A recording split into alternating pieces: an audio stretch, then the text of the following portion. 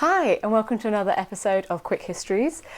Today I'm going to ruin a Disney movie for you. Yay! Because we're looking at Pocahontas and the fact that she actually would have been about 10 or 11 when she first met John Smith. So let's check it out. Pocahontas was only about 10 years old when she first met John Smith. Firstly, Pocahontas is real, that's cool. John Smith, real. It's pretty much as far as the Disney movie got it right. She was born around 1595-96 in what is now Virginia, and she was the daughter of a local tribes leader called Powhatan, although apparently that was more his title than his actual name. But talking about names, Pocahontas isn't even her real name. It's actually a nickname given to her that meant playful or mischievous. Other given names that she had were Amonuta and Matoaka.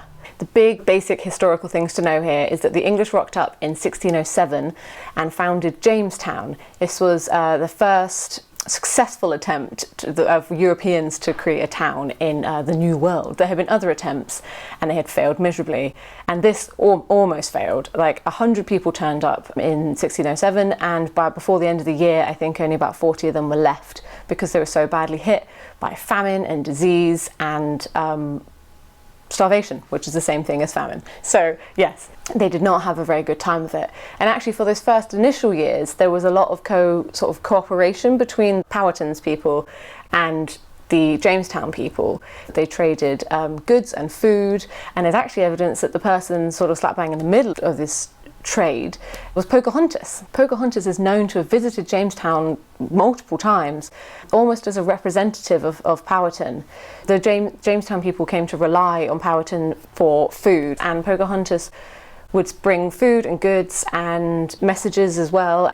At the end of 1607, the story goes that John Smith was kidnapped by Powhatan's people, brought back to their home, and in a ceremony his head was put on a rock on the ground, and Powhatan's people were going to beat his head in. However, Pocahontas ran in to save him from being killed. The big problem with this is that the accounts comes from John Smith's writings of his travels that he published decades later, and there was a tendency for people when they were writing about their travels to throw everything over the top. They were almost meant to be partly sort of fictional and fantastical. They weren't meant to be 100% factual. Interestingly, the modern idea around this ceremony, if the ceremony even happened and wasn't completely fabricated by John Smith, they say that it was meant to be more like a sort of symbolic death, and at the end of the ceremony John Smith had been adopted by Powhatan, but it definitely didn't go down like he said it did.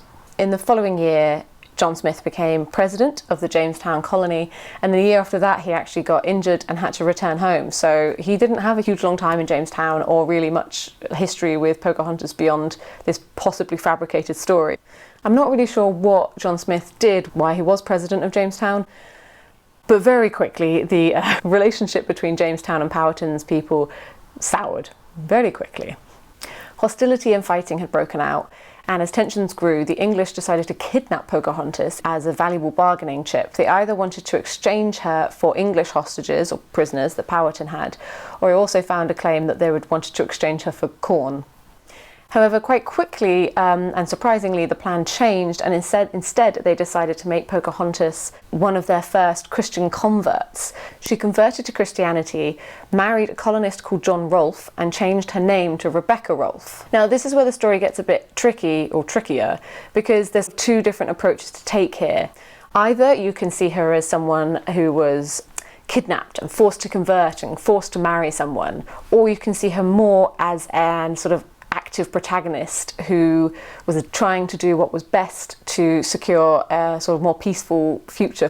Either way, in 1614 she found herself being called Rebecca Rolfe and married to John Rolfe. Soon after this she travelled to England and predominantly to London, and again here you can see her as sort of a prisoner who's being lauded as a civilised savage, or you can see her more as a diplomat who was there to sort of represent her people and secure a better future. Either way, her trip to London was deemed a great success, whatever that means.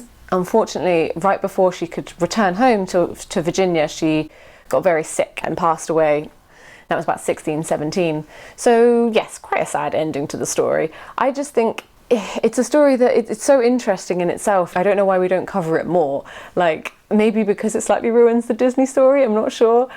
I also think one of the issues around the story of Pocahontas is the fact that we don't really know 100% what the story is, because there's so many different accounts. You can't really trust a lot of these accounts, and unfortunately, because such, colonialization,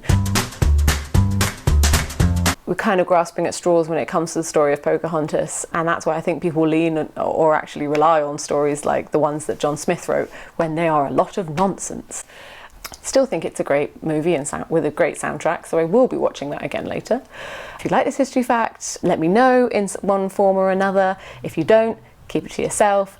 And if there's any history facts you really like, or historical eras that you really enjoy, let me know and I'll find a history fact from them. Otherwise, I'm now off to rewatch the Disney movie Pocahontas and imagine I can talk to wild animals. History fact.